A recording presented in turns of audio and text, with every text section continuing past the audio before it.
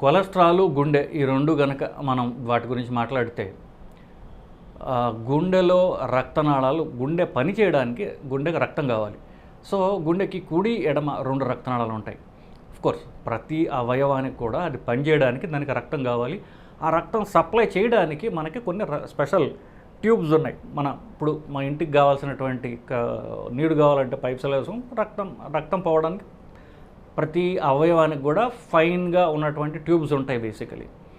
కానీ గుండెతో ప్రాబ్లం ఏంటంటే గుండె ఆల్మోస్ట్ కన్సీవ్ అయిన 28 రోజుల దగ్గర నుంచి చనిపోయే ఆఖరి క్షణం దాకా కంటిన్యూస్గా అది పని చేస్తూనే ఉండాలి. దాని చేసే పని చాలా ఎక్కువ కాబట్టి దాని బ్లడ్ కన్జ్యూమ్ చేసే డిమాండ్ కూడా ఎక్కువ. సో రక్త ప్రసారం ఎక్కువ జరుగుతుండడం వల్ల ఆ రక్తంలో ఒకవేళ కొలెస్ట్రాల్ ఇత్యాది చెత్త ఇవన్నీ ఉన్నట్లయితే, షుగర్ ఉన్నట్లయితే గుండెలో బ్లాక్ వచ్చే అవకాశం కూడా ఎక్కువ, ఎందుకంటే రక్త ప్రసారం ఎక్కువ కాబట్టి.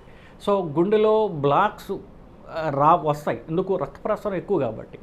సో ఆ బ్లాక్ ఎందువల్ల వస్తుంది? గుండెలే కాకుండా ఏ రక్తనాళమైన బ్లాక్స్ రావడానికి కారణం ముఖ్యంగా రక్తంలో ఉన్నటువంటి షుగరు. ఆ షుగరు ఎక్కువగా ఉండిపోవటం వల్ల అది ఘనీభవించి సొలిడిఫై అయ్యి కొలెస్ట్రాల్ కింద మారుతుంది. ఆ కొలెస్ట్రాల్లో కూడా ఎల్డిఎల్ అనేటటువంటిది అన్నిటికంటే ప్రమాదకరమైనది. ఒకప్పుడు ఒక 10-15 ఏళ్ల క్రితము కొలెస్ట్రాల్ పరీక్ష చేసేవారు. ఈ రోజుల్లో ఆల్మోస్ట్ 25 ఏళ్ళు అయి ఉండొచ్చు. ఇప్పుడు కొలెస్ట్రాల్ పరీక్ష అని చేయడంలో లిపిడ్ ప్రొఫైల్ అని చేస్తున్నాం. ఎందువల్ల ఆ తర్వాత మనకేం తెలిసింది, ఏదైతే మనం ఒక ఆయిల్ లాంటి పదార్థం రక్తంలో ఉంది అని కొలెస్ట్రాల్ అంటున్నామో దాంట్లో మంచి ఉంది, చెడు ఉంది. చెడులో కూడా 2 రకాలు ఉన్నాయి. ఒకటి చాలా డేంజరస్, ఒకటి అంత డేంజరస్ కాదు. సో ఈ చెడు మంచి అన్నీ కలిపి ఉన్నాయి కాబట్టి వేరువేరుగా మంచి అంత ఉంది, చెడు అంత ఉంది తెలుసుకునే అవసరం ఉంది కాబట్టి ఫాస్టింగ్ లిపిడ్ ప్రొఫైల్ అని చేస్తున్నాం. వీటిల్లో మంచి కొలెస్ట్రాల్ పేరు హెచ్డిఎల్, అతి చెడ్డ కొలెస్ట్రాల్ పేరు ఎల్డిఎల్.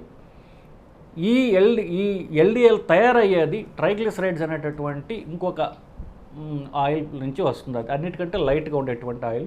తిండి తినగానే ఫస్ట్ పెరిగేది ఆ ట్రైగ్లిసరైడ్సే basically. So coming back to the point, గుండె పరంగా ఎల్డిఎల్ అనేది గుండె కాదు, ఏ రక్తనాళం బ్లాక్ అవ్వాలన్నా గుండె, మెదడుకు పోయేటటువంటి మెడ రక్తనాళాలు, పొట్ట, కాలు ఎక్కడన్నా సరే ఆ రక్తనాళంలో బ్లాక్ చేసేటటువంటి చెత్త పదార్థం ఏదైతే ఉందో రక్తం నుంచి తయారయ్యింది కొవ్వు, అది ఎల్డిఎల్ కనుక మీరు ఫస్ట్ మెజర్ చేసుకుని, ఇన్ఫ్యాక్ట్ కొన్ని మనం ప్రమోట్ చేయకూడదని మందులు కానీ కంపెనీ పేర్లు చెప్పము, కానీ కొన్ని మంది బాగా చేస్తే పొగిడి తీరాలి.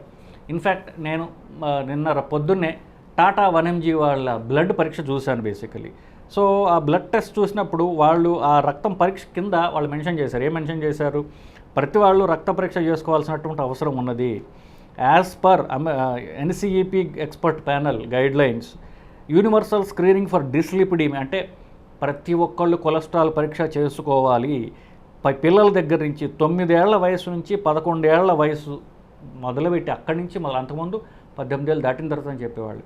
ఇప్పుడు 2011 గైడ్లైన్స్ ప్రకారము 9 ఏళ్ల పిల్లల దగ్గర నుంచి ప్రతి వాళ్ళు కూడా రక్తంలో కొలెస్ట్రాల్ పరీక్ష సంవత్సరానికి ఒకసారి కనీసం చేసుకోవాలి.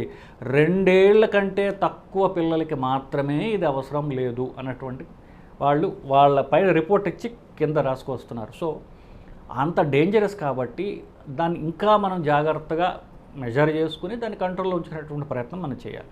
సో హార్ట్కి కొలెస్ట్రాల్ సంబంధం ఉందంటే రక్తనాళాలన్నిటికీ కూడా కొలెస్ట్రాల్ సంబంధం ఉంటుంది.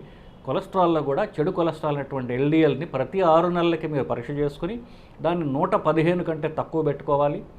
ఒకవేళ మీకు ఎడిషనల్ రిస్క్ ఫ్యాక్టర్స్ ఉన్నట్లయితే, షుగర్ ఉన్నా, స్మోకింగ్ ఉన్నా, బీపీ ఉన్నా, లేకపోతే ఈ 3 కాంబినేషన్లో ఏమన్నా ఉన్నా అది 70 కంటే తక్కువ ఉంచుకోవాల్సినటువంటి ప్రయత్నం చేయాలి. తగ్గకపోతే మందులన్నా వేసుకోవాలి. కానీ ఎల్డిఎల్ 115 లేదా 70 కంటే తక్కువ ఉంచుకునేటట్టుగా మీరు చూసుకోవాలి. సో కొలెస్ట్రాల్ ఇందాక చెప్పినట్టుగా ఎల్డిఎల్ అనేటటువంటి చెడ్డ కొలెస్ట్రాల్ అది వచ్చేది ట్రైగ్లిసరైడ్స్ నుంచి వస్తుంది. ట్రైగ్లిసరైడ్స్లో చాలా భాగం మనం తినే తిండి నుంచి వస్తుంది. సో మనం తినే తిండిలో కనుక మనకు అవసరమైన దానికంటే ఎక్కువ క్యాలరీస్ ఉన్నటువంటి తిండి తింటుంటే అప్పుడు ట్రైగ్లిసరైడ్స్ పెరుగుతాయి. ఇప్పుడు ఇది ఫ్యాట్ కదా, సో ఫ్యాట్ తింటే ఫ్యాట్ పెరుగుతుంది అనుకోవటం అనేది చాలా సింప్లిస్టిక్ వ్యూ, అది తప్పు వ్యూ బేసికలీ.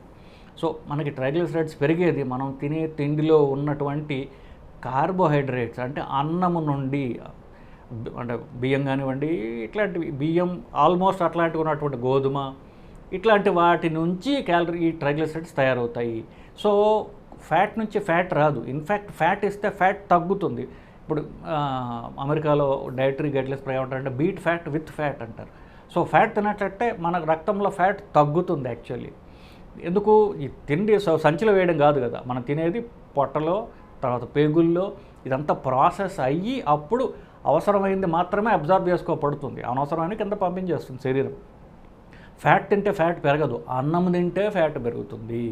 సో మనం తినే తిండిలో అన్నం ఎంత ఉంది మీరు చూసుకోండి. ఒకవేళ కనుక మీరు ఎవరైనా సౌత్ ఇండియాలో, ఎస్పెషల్లీ మన తెలంగాణ, తమిళనాడు, ఆంధ్ర, కొంతవరకు కర్ణాటక సౌత్ భాగంలో రైస్ తప్ప వేరే తినరు. సో ఏమి తిన్నా రైస్తో కలిపి తింటారు కాబట్టి మెయిన్ తిండి రైస్, దాంట్లోంచే ఈ కొలెస్ట్రాల్ వస్తుంది అన్నటువంటిది మీరు తెలుసుకోవాలి. సో రైస్ మీ డేట్లోంచి తీసేసినట్లయితే ట్రైగ్లిసరైడ్స్ తగ్గుతాయి, తర్వాత ఎల్డిఎల్ తగ్గుతుంది, సో మీకు గుండె రిస్క్ కూడా తగ్గుతుంది.